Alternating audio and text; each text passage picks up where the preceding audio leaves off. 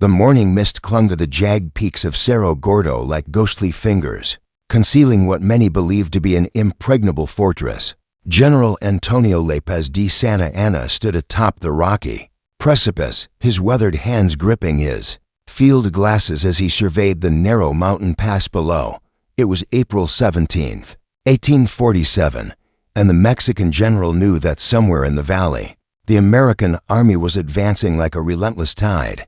Santa Anna had chosen this position with the calculating mind of a chess master. The rocky heights of Cerro Gordo rose nearly 3,000 feet above sea level, dominating the only viable route from the coastal plains of Veracruz to the interior of Mexico. The precipitous cliffs seemed to mock any fool hardy enough to attempt an assault. Artillery pieces crowned the summit like deadly sentinels, their bronze barrels gleaming in the early morning light. Behind makeshift stone fortifications, 4,000 Mexican soldiers waited with loaded muskets and grim determination. The strategic importance of this mountain pass could not be overstated. Whoever controlled Cerro Gordo controlled the gateway to Mexico City itself. Santa Anna had learned bitter lessons from his defeats at San Jacinto and the Alamo, and he was determined not to repeat those humiliating failures. This time, he would make the terrain his greatest ally. Below in the valley, dust clouds betrayed the movement of the American Expeditionary Force. Major General Winfield Scott, commanding the United States forces, had landed at Veracruz just weeks earlier with an army of nearly 13,000 men. The seasoned general, known to his troops as Old Fuss and Feathers for his attention to military protocol and elaborate uniforms, had already proven his tactical brilliance by capturing the heavily fortified port city through a masterful siege. But Cerro Gordo presented an entirely different challenge. The mountain's eastern face rose almost vertically from the valley floor, its surface scarred by centuries of wind and rain into a maze of rocky outcroppings and treacherous ledges.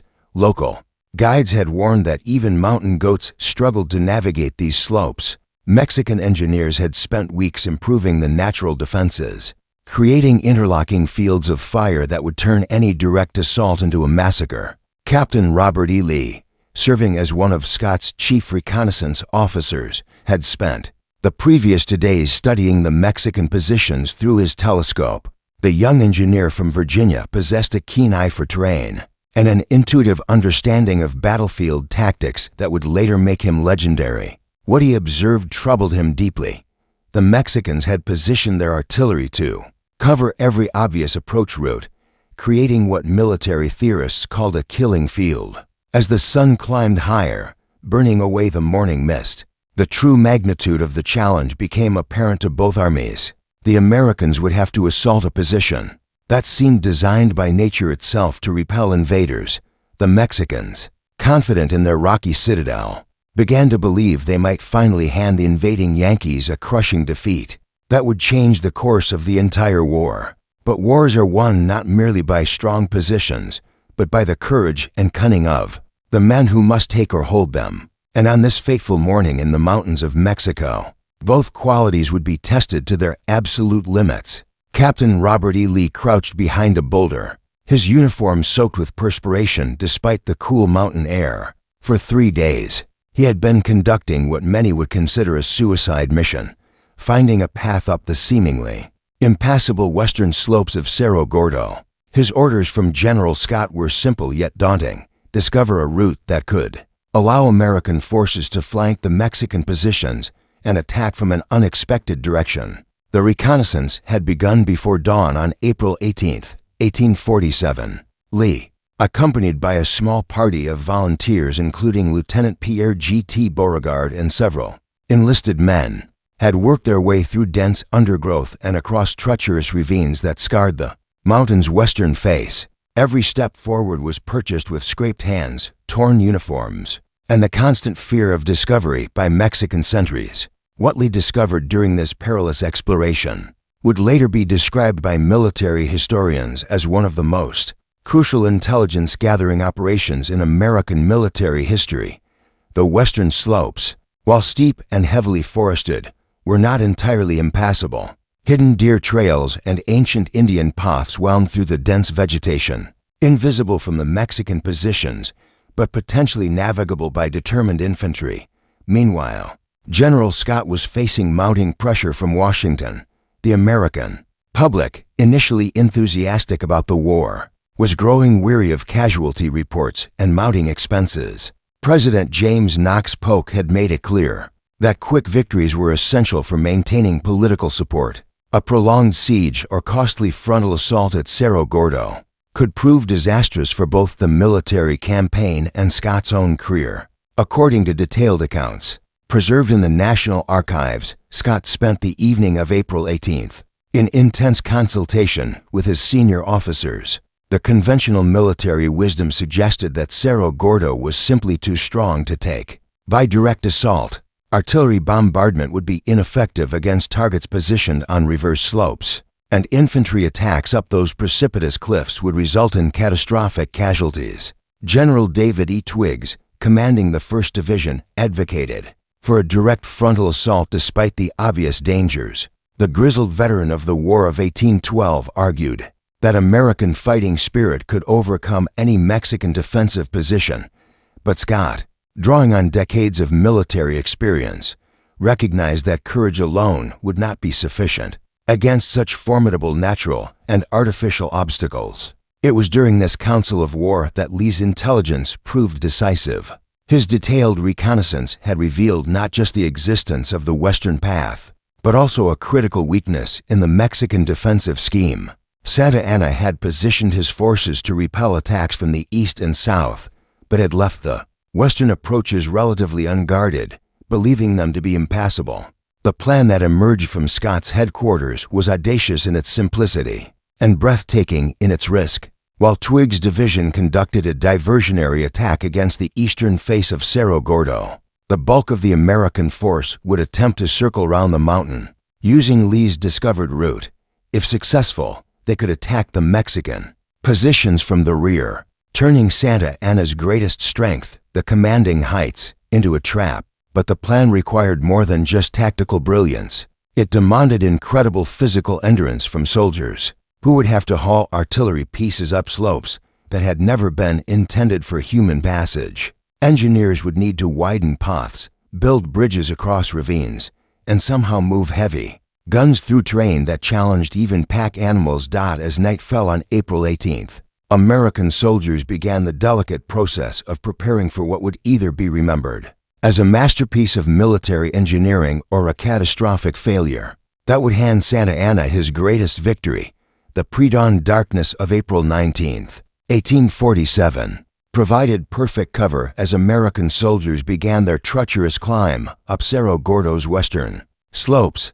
General Gideon J. Pillow's brigade led the flanking column, followed closely by units from General James Shields' division. Each man carried extra ammunition and minimal equipment, knowing that stealth and speed would determine the success of their desperate gambit. Captain Lee had worked through the night with a team of engineers, using axes and shovels to widen the narrow animal paths he had discovered during his reconnaissance. Fallen trees were cut away, loose rocks cleared, and makeshift bridges constructed across the deeper ravines. The work had to be done in absolute silence, as Mexican sentries were known to patrol the lower slopes. The physical challenge facing the American soldiers was extraordinary. The western face of Cerro Gordo rose at angles approaching 60 degrees in some sections, forcing men to use their hands as much as their feet to maintain purchase on the rocky surface. Artillery pieces had to be disassembled and carried up in pieces, with soldiers struggling under loads that would have challenged pack mules on level ground. Private Thomas McLean of the 4th Artillery later wrote in his diary about the nightmarish ascent. "We climbed like cats in the darkness, each man holding to the belt of the soldier ahead. One false step would have sent a man tumbling hundreds of feet down into the ravine below. The officers whispered orders, and we moved like ghosts through terrain that God never intended for human passage." Meanwhile, Santa Anna remained confident in his impregnable position. Mexican scouts reported American activity in the valley, but nothing suggested an attempt to scale the western cliffs. The general had positioned his best troops on the eastern face, where he expected the main attack to develop. His artillery commanded every obvious approach route, and his men were well supplied with ammunition and provisions. But Santa Anna had made a critical error in intelligence gathering. Focused entirely on the terrain to his front, he had neglected to maintain adequate patrols on what he considered the impassable western approaches. This oversight would prove fatal to his defensive strategy. By mid-morning, advance elements of Pillow's brigade had reached positions nearly level with the main Mexican fortifications. The climb had taken a terrible toll on the American soldiers. Dozens had suffered injuries from falls, and the entire column was exhausted from the grueling ascent. But they had achieved what Santa Anna believed impossible. They were now positioned to attack the Mexican fortress from its blind side. General Scott, watching the operation unfold through his field glasses from a command post in the valley, recognized that timing would be everything. The flanking force needed sufficient time to position themselves for an effective assault, but any delay risked discovery by Mexican patrols. Moreover, the diversionary attack on the eastern face had to be coordinated precisely with the flanking assault to prevent Santa Anna from shifting his reserves. At approximately 11 o'clock in the morning, the first phase of Scott's complex plan reached its culmination. American artillery in the valley began a sustained bombardment of the Mexican positions, while Twiggs' division launched their diversionary attack against the eastern cliffs. The thunder of cannons echoed through the mountain passes as the battle of Cerro Gordo entered its decisive phase. From his position high on the western slopes, Captain Lee could see Mexican soldiers rushing to reinforce their eastern defenses. Exactly as Scott had predicted, the moment had arrived for the flanking force to strike, but success would depend on whether exhausted American soldiers could summon the strength for one final, desperate assault against an enemy who still held the advantage of position and numbers. The morning of April 19th exploded into violence as General Twiggs launched his diversionary assault against Cerro Gordo's eastern face. American artillery pieces, positioned in the valley below, opened fire with a thunderous barrage that echoed through the mountain passes like the voice of an angry god. Solid shot and explosive shells crashed into the Mexican fortifications, sending showers of stone and earth cascading down the steep slopes. Santa Anna, standing in his command post atop the mountain, watched with grim satisfaction as American infantry began their seemingly suicidal charge up the precipitous cliffs. This was exactly what he had expected, a frontal assault by brave but foolish Yankees, who believed their fighting spirit could overcome the laws of physics and military science. His artillery crews worked their guns with deadly precision, sending canister shot tearing through the ranks of climbing soldiers. The carnage on the eastern face was horrific. American soldiers, weighed down by heavy equipment and struggling for footing on the rocky slope, presented perfect targets for Mexican marksmen positioned behind stone breastworks. Companies that had begun the assault with full strength were reduced to scattered handfuls of survivors within minutes. The wounded rolled back down the slope, their agonized cries mixing with the roar of artillery and the crack of musket fire. But Twiggs' men, despite suffering terrible casualties, continued to press their attack with remarkable tenacity. The diversionary assault had to appear genuine. To maintain Santa Anna's attention on the eastern defenses, officers led by personal example, waving their swords and urging their men forward against impossible odds. Many of these brave soldiers would never know that their sacrifice was serving a larger strategic purpose. Meanwhile, on the western slopes, Captain Lee was guiding Pillow's flanking column into position for their surprise attack. The American soldiers, despite their exhaustion from the grueling climb, recognized that they held the key to victory in their hands. If they could strike the Mexican positions from the rear, while Santa Anna's attention was focused eastward, they might transform what appeared to be an American disaster into a stunning triumph. The terrain that had seemed like such an obstacle during the night ascent now became an unexpected advantage. The same rocky outcroppings and dense vegetation that had made the climb so difficult also provided excellent cover for the advancing Americans. Mexican sentries, focused on the battle raging to their front, failed to notice the enemy soldiers moving through the undergrowth behind them. At approximately noon, Pillow gave the signal for the flanking attack to begin. American soldiers emerged from the western forest like avenging spirits, their battle cries echoing across the mountain. As they charged toward the surprised Mexican positions, bayonets gleaming in the sunlight, they struck the enemy defensive line at its most vulnerable point, the rear areas, where artillery crews and reserves had been positioned to support the eastern defenses. The psychological impact of this unexpected assault was devastating to Mexican morale. Soldiers who had felt secure behind their rocky fortifications suddenly found themselves under attack from multiple directions. Officers struggled to reorganize their confused troops as American soldiers poured through gaps in the defensive perimeter, turning the mountain stronghold into a chaotic battlefield where friend and foe were often indistinguishable. Santa Anna himself narrowly escaped capture during the first minutes of the flanking assault. His command post, positioned to overlook the eastern approaches, was suddenly within rifle range of advancing American infantry. Only the quick thinking of his bodyguards, who helped the general mount his horse and retreat toward the western edge of the mountain, saved him from death or capture. The Battle of Cerro Gordo had reached its climactic moment. What had begun as an apparently hopeless American assault against an impregnable position was rapidly becoming a Mexican rout as Scott's brilliant flanking maneuver achieved its intended effect. The afternoon sun cast long shadows across Cerro Gordo as the battle reached its decisive climax. Santa Anna's seemingly impregnable fortress was rapidly becoming a death trap for the Mexican defenders as American forces attacked from multiple directions simultaneously. The flanking maneuver that had seemed impossible just hours earlier was now unfolding with devastating effectiveness. Mexican artillery crews, caught between the continuing diversionary assault from the east and the unexpected flanking attack from the west, found themselves unable to effectively engage either American force. Gun positions that had been carefully sighted to command the valley approaches were now vulnerable to attack from behind. American soldiers, their blood up from the successful surprise assault, overran battery after battery with bayonet charges that left few defenders standing. General Pillow's men, energized by their success in reaching the Mexican rear areas, pressed their advantage with ruthless efficiency. Companies that had struggled up the western slopes, in exhausted silence, now fought with the fury of men who sensed victory within their grasp.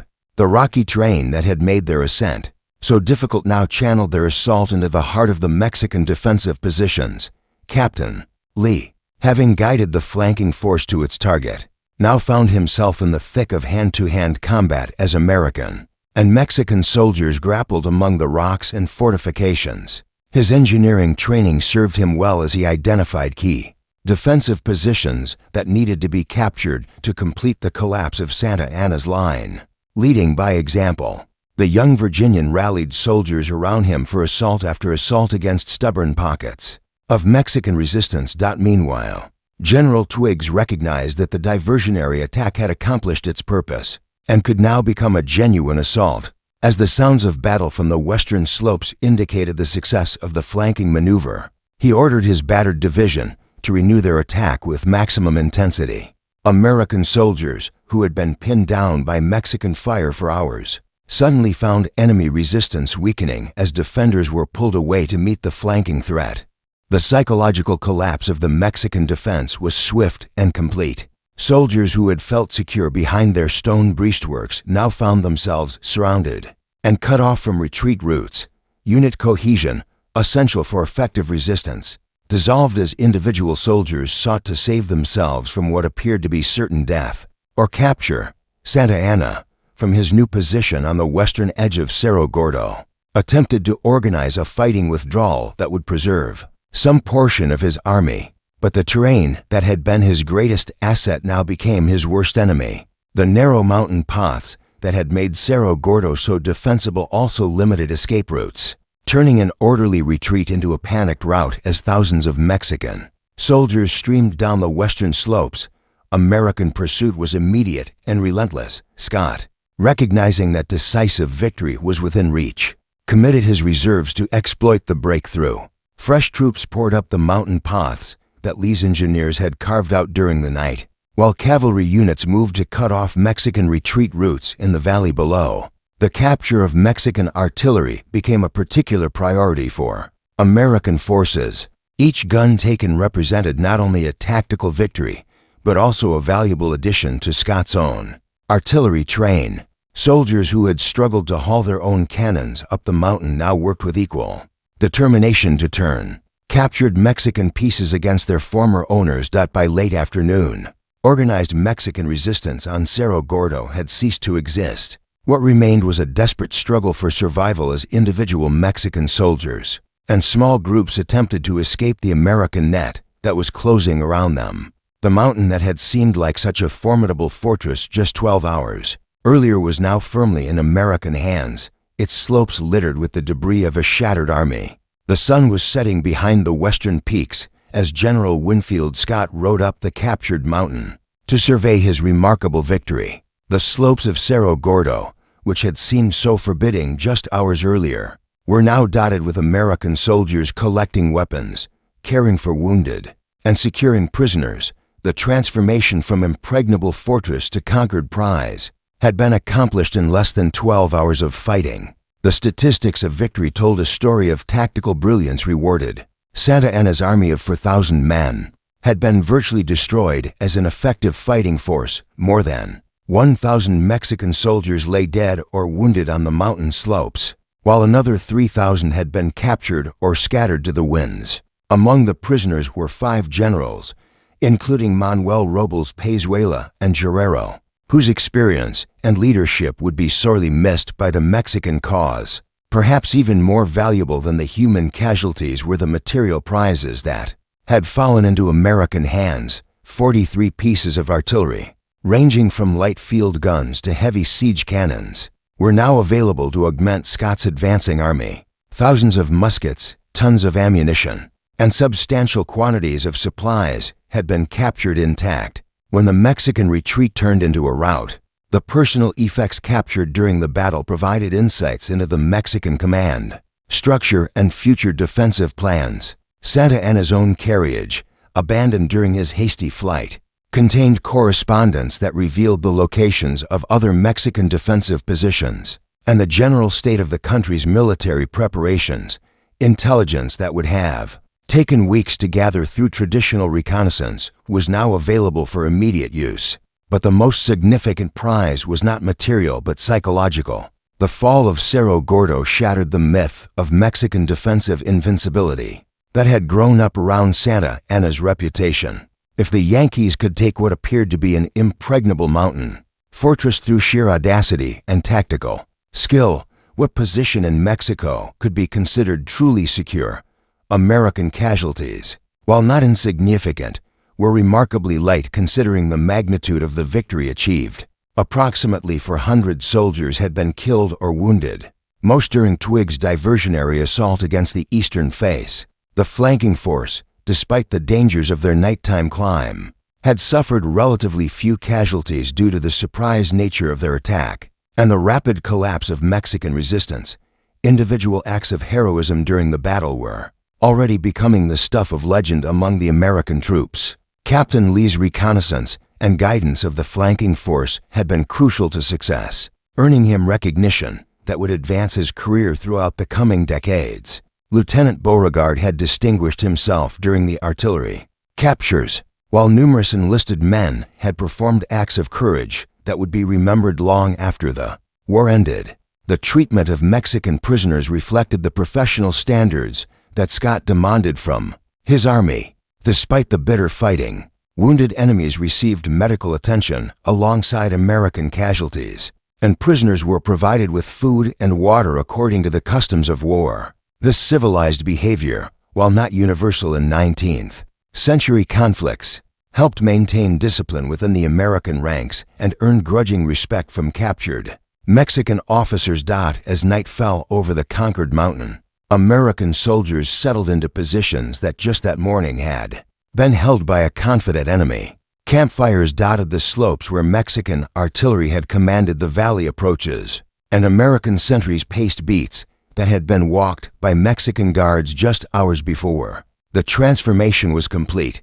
Cerro Gordo belonged to the United States Army. Scott's victory had opened the road to Mexico City and demonstrated that no natural obstacle could long delay the American advance. But perhaps more importantly, it had shown that tactical innovation and personal courage could overcome even the most formidable defensive positions when properly combined with sound planning and flawless execution. The morning of April 20th, 1847, dawned clear and bright over the conquered heights of Cerro Gordo. General Scott stood among the captured Mexican fortifications, his field glasses trained on the road that led inland toward Mexico City. The victory achieved through tactical brilliance and soldiers' courage had opened the gateway to the Mexican capital, but Scott understood that the hardest fighting might still lie ahead. The immediate aftermath of the battle revealed the complete scope of American success.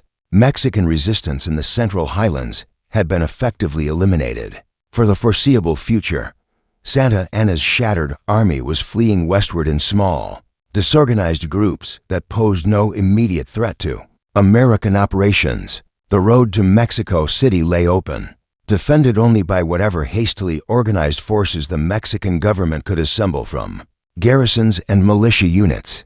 But Scott was too experienced a commander to assume that victory at Cerro Gordo guaranteed easy conquest of the Mexican capital. Santa Anna, despite his defeat, remained a formidable opponent who had demonstrated remarkable resilience throughout his long career. The Mexican general would undoubtedly attempt to reorganize his scattered forces and establish new defensive positions closer to Mexico City, possibly taking advantage of the favorable terrain around the Valley of Mexico. The logistical challenges facing the American army were immense. Scott's supply lines stretched back nearly 200 miles to Veracruz, running through territory that was never completely secure from Mexican guerrilla attacks. Every mile deeper into Mexico would increase the vulnerability of these vital communication routes while stretching American resources to their limits. Moreover, the American army was operating in a hostile country, where local populations might provide intelligence and assistance to Mexican forces while denying the same advantages to the invaders. Unlike the Texas campaigns, where substantial portions of the population had welcomed American intervention, central Mexico remained firmly loyal to the national government despite military defeats. According to contemporary accounts preserved in military archives, Scott spent the days following the battle developing a comprehensive strategy for the advance on Mexico City. The general recognized that speed would be essential. A rapid advance might prevent Santa Anna from reorganizing effective resistance, while delay would allow the Mexican commander to prepare new defensive positions.